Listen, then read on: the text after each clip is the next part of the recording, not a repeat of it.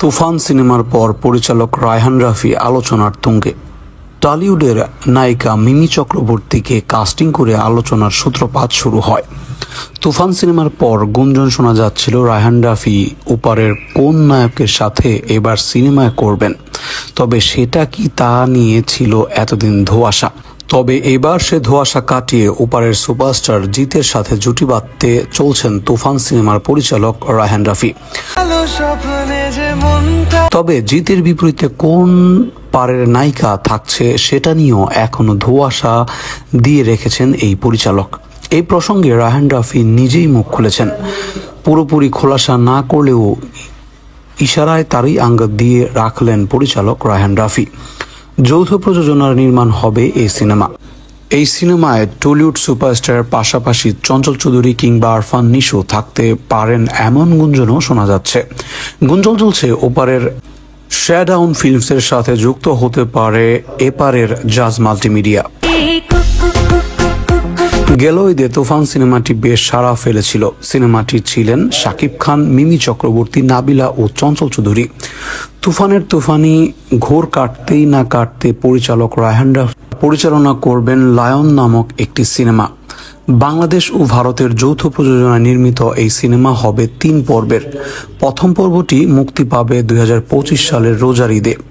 সিনেমাটির 65% শুটিং হবে সমুদ্রে। সিনেমা নিয়ে এখনো খোলাসা করে কিছুই বলতে চান না এই পরিচালক রায়হান রাফি। সিনেমাটির নায়িকা ও অন্যান্য অভিনেতার নাম খুব শীঘ্রই জানানো হবে। আগামী ডিসেম্বর থেকে লায়ন সিনেমার শুটিং করতে যাচ্ছেন রায়হান রাফি। বাংলাদেশ ও কলকাতার বড় অংশের দর্শক ধরার টার্গেট রয়েছে। রাফি বলেন, নিঃসন্দেহে জিৎ একজন ভালো, দক্ষ ও যোগ্য অভিনেতা। তার কলকাতায় ও আমাদের একটি বড় শ্রেণীর ফ্যান বেজ রয়েছে। যেসব দর্শককে আমরা টার্গেট করতে চাই, আমরা শুধু টলিউডের দর্শকদের বাজার নির্ভর করতে চাচ্ছি না, 2 বাজারের বাইরে আন্তর্জাতিক বাজারের আমরা ধরতে চাই। রাফি আরও বলেন, বাংলাদেশের সিনেমা কলকাতার দর্শকরা পছন্দ করলেও সেই অর্থে ব্যবসায়িকভাবে আমরা সফল হতে পারছি না।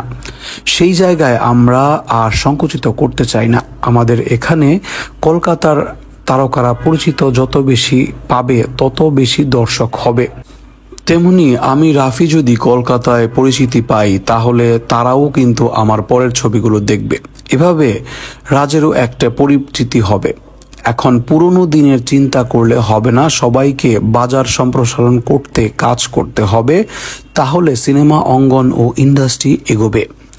এর আগে শোনা যাচ্ছিল তুফান 2 নিয়ে ব্যস্ত হচ্ছেন রায়হান রাফি, তবে এই পরিচালক জানালেন আপাতত লায়ন নিয়ে ব্যস্ত হচ্ছেন।